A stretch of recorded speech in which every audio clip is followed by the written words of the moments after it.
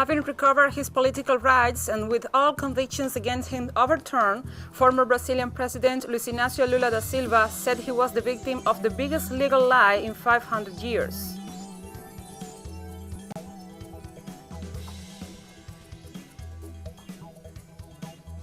On Wednesday, Armenia appointed a new military chief after his predecessor was dismissed for calling on the prime minister to resign.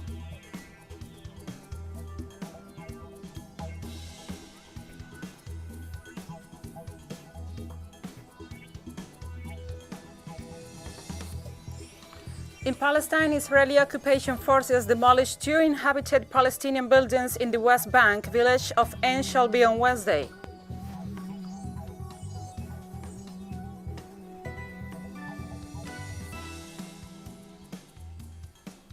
From the headquarters of TeleSUR English in Havana, Cuba, this is From the South. I'm Gladys Quesada. Former Brazilian President Luiz Inácio Lula da Silva held a press conference this Wednesday following the annulment of his convictions related to the Lava Jato case and the subsequent restoration of his political rights. Lula began his statements by recalling the moment in which he turned himself into the authority 3 years ago, reasserting his innocence in the face of the accusations against him. The former president also reviewed his experience in jail. Lula stated that he was the victim of the biggest legal lie in 500 years, and at the same time he thanked global movements and leaders for their solidarity. On Monday, Supreme Court Judge Edson Fachin overturned all the convictions against the former president for corruption brought in the framework of the highly discredited Operation Lava Jato, which opens the door for Lula to stand as the candidate in the upcoming elections. I know that I was the victim of the biggest legal lie that has been told in 500 years of history. I know that my wife Marisa died because of the pressure. I was even forbidden to visit my brother because they made the decision that they wanted me to come to Sao Paulo, that I should go to the other city. They said that there could not even be photographs. So if there is a Brazilian who has reason to have deep wounds, and many wounds, it is me, but I do not have them. In Chile, the Union of Santiago Metro Professionals and Technicians announced a selective strike to demand better salaries and denounced the lack of dialogue with the subway's board of directors. The union, which represents more than 1,800 workers, stressed that the possibilities of dialogue with the subway administration were not existent. In a statement, the union pointed out that management had forced the strike action by failing to include workers as an essential group in the COVID-19 vaccination campaign, reducing salaries during 2020, imposing massive layoffs and other labor abuses. At the same time, workers denounced the disproportionate weight of senior management.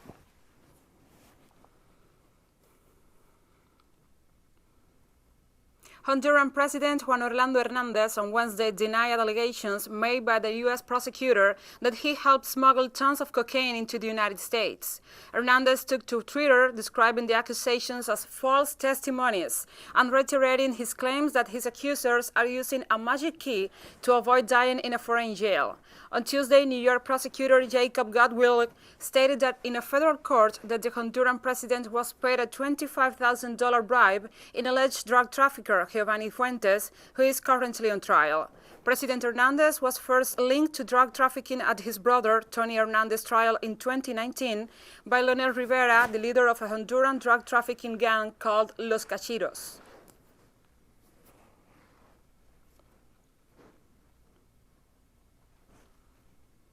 In Argentina, feminist, transgender, and human rights movements, as well as trade unions, delivered a petition to President Alberto Fernandez's administration to promote action to tackle gender-based violence. Our correspondent, Carolina Silvestre, brings us more details in the following report. Among the demands made is to declare a national emergency due to violence against women and gender discrimination, and to allocate special and appropriate budgets to sectors involved. We need real public policy and concrete measures because in cases of feminicides, we have seen that restraining orders are violated by the aggressors, and we have to regret feminicides. So in this case, for example, in Ursula's case, she was not listened to. There was a restraining order that could be violated as in other cases.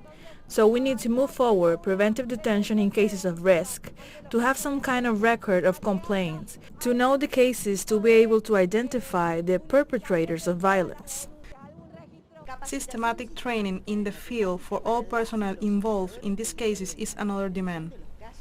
I think we need appropriate personnel in police stations so that when a person makes a complaint more than once, they can go and visit them and see what happened and everything and provide the necessary protection so it doesn't end up becoming a front page story. Both in the case of a feminicide or a transvesticide, as is not only women, but we include all those who are no longer here and for whom today we shout, we want to stay alive.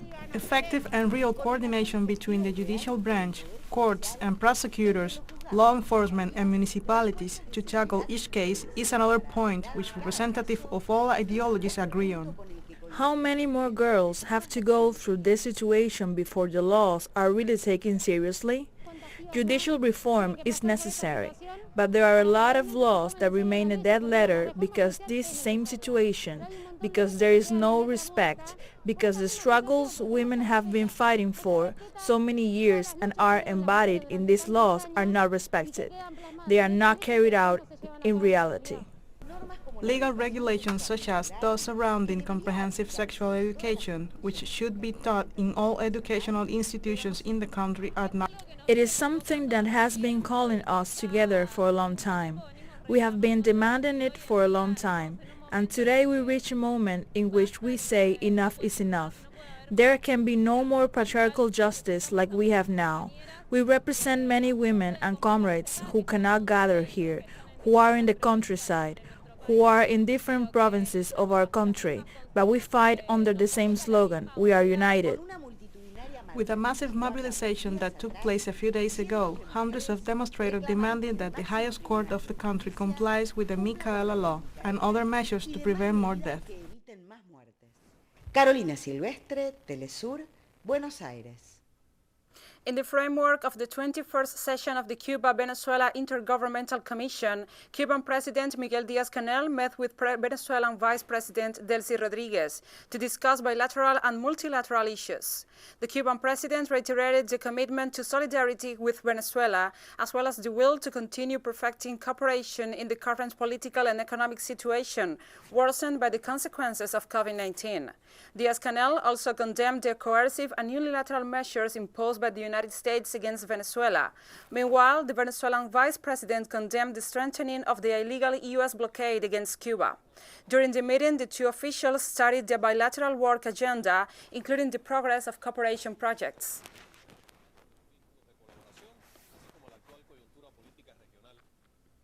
In Mexico, reforms to the law of electricity industry came into effect this Wednesday, limiting foreign monopolies in the sector.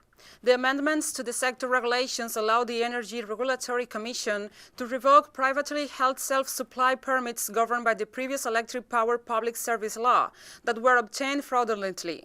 With the activation of the new legal framework, the authorities will review the agreements signed with independent energy producers, the compliance with these agreements, and the income returns for the federal government. As of this moment, the corresponding institutions will have 180 days to issue guidelines and regulations regarding the country's electricity system.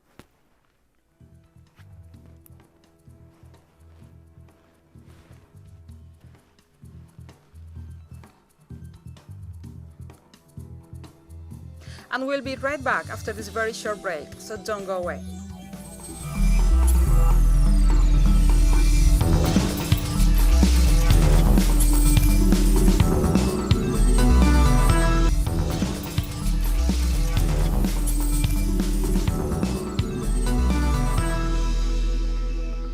Welcome back to From the South. Armenia appointed a new military chief on Wednesday after his predecessor was dismissed for calling on the prime minister to resign.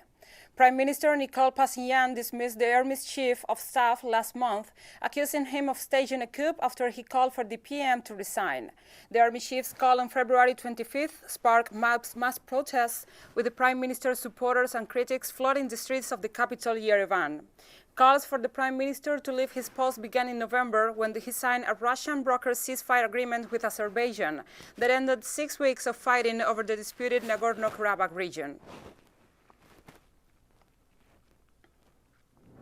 And the anti-government protests continue in Armenia, demanding the resignation of Prime Minister Nicole Pashinyan after signing a peace agreement that ended the dispute in the Nagorno-Karabakh region.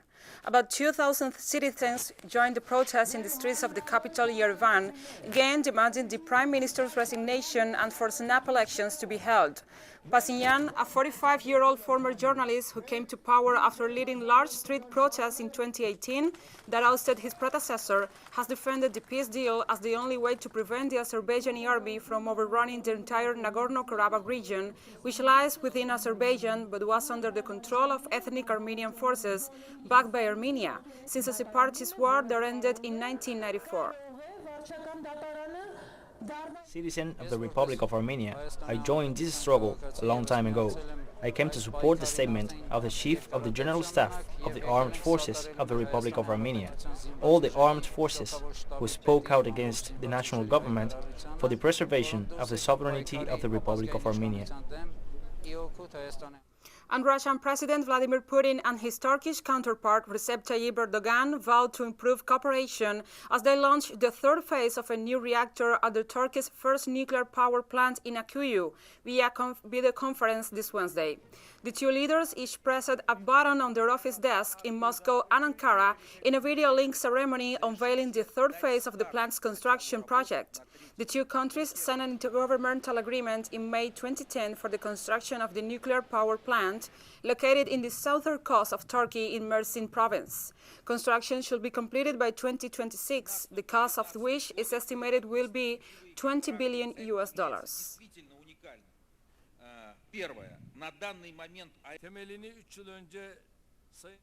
Saudi Arabia's Crown Prince Mohammed bin Salman met with Russian Foreign Minister Sergei Lavrov during a visit to the kingdom during which they review bilateral relations and areas of cooperation.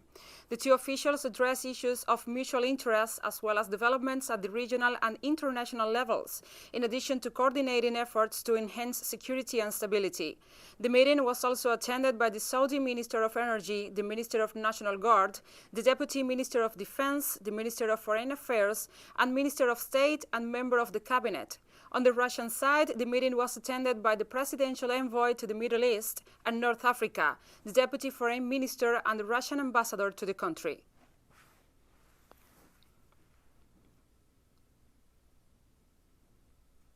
In Spain, the regional president of Madrid, Isabel Díaz Ayuso, stepped down and dissolved her own legislature, triggering snap elections. The move came after the Citizens Party withdrew its support for the Conservative Popular Party in the regional government of the southeastern region of Murcia and announced a surprise pact with the Socialist Workers' Party.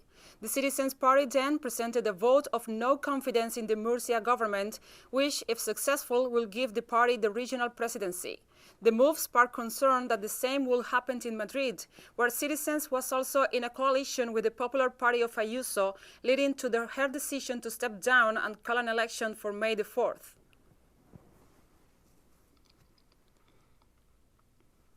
In Myanmar, police forces repressed groups of railway workers who are on strike against the military government.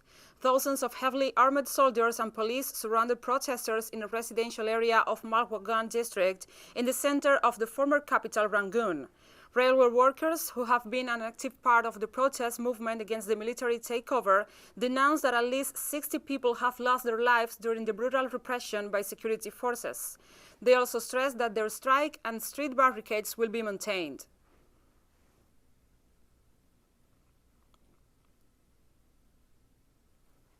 President of Ivory Coast, Alassane Ouattara, this Wednesday announced the death of Prime Minister Ahmed Bakayoko following cancer treatment at a German hospital. 56-year-old Bakayoko took over as prime minister in July last year, following the death of Amadou Gon Coulibaly, who had spent 2 months in France being treated for health problems. Bakayoko was also the country's defense minister himself, having traveled to France for health reasons on February 18th, before being transferred for treatment to Germany. Bakayoko's office had been filed in this absence with Patrick Ashi, previously Secretary General to the presidency. Meanwhile, a younger brother of the president was named interim defense minister.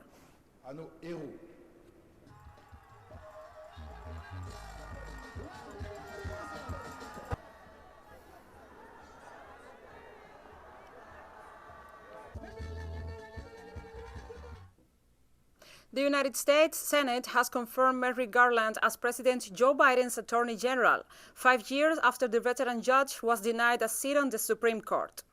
The Senate voted 70-30 to confirm the appeals court judge to the top Justice Department post.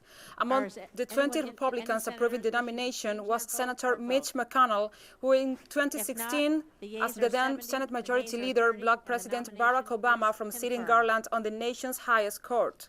Garland, aged 68, was a senior official in the Justice Department before being named a judge nearly 24 years ago.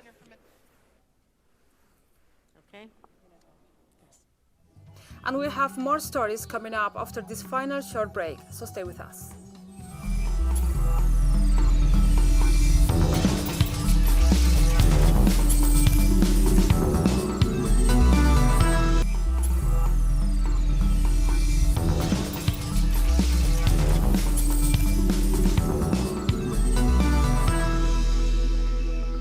Welcome back to From the South.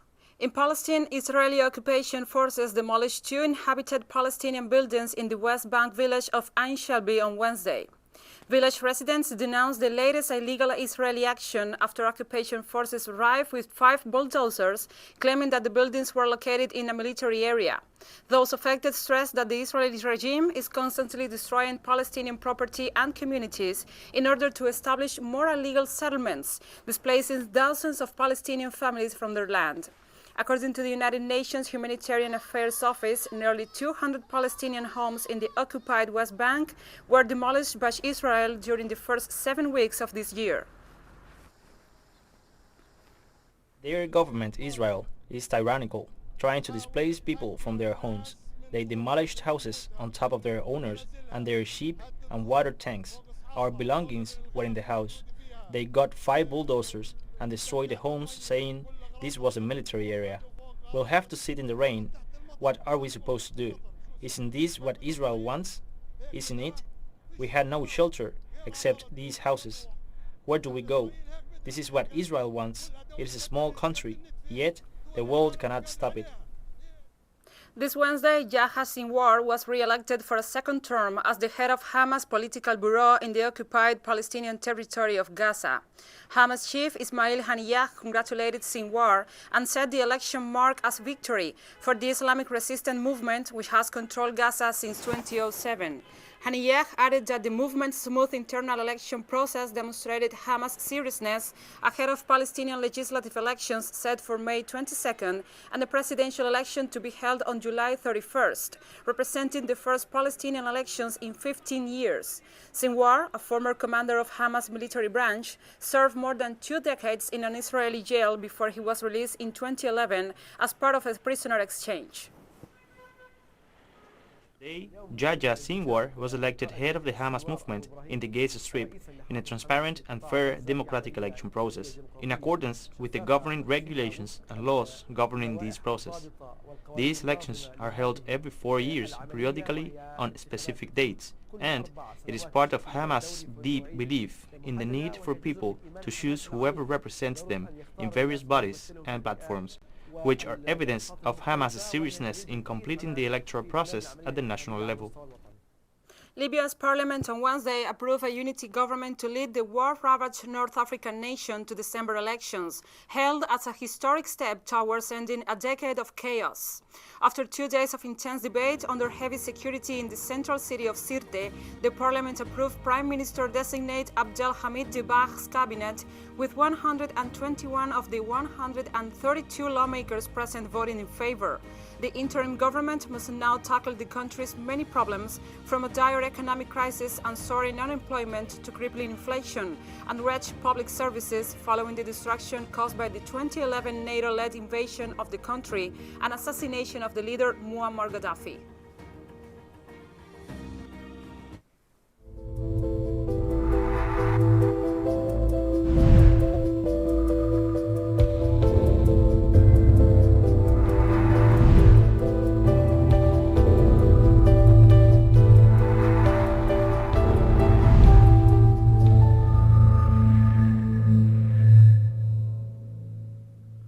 The Pan American Health Organization expressed its concern on Wednesday over the rise in COVID-19 cases in Brazil, after the country registered a record number of fatalities this week, with a rise in cases in almost all the states.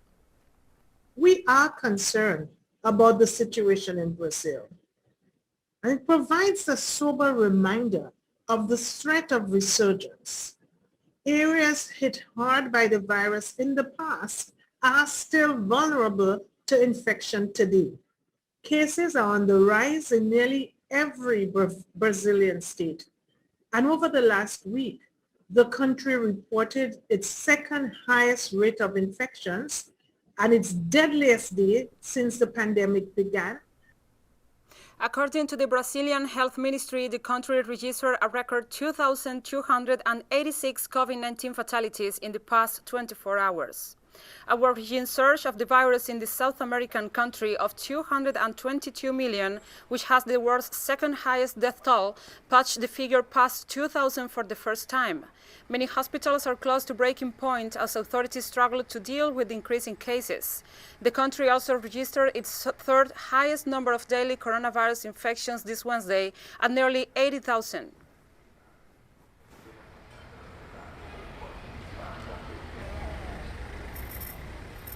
Spanish Health Minister Carolina Darias announced that the country's different regions have agreed to restrictions on travel and the maintenance of a curfew during the Easter holidays, with the exception of Madrid.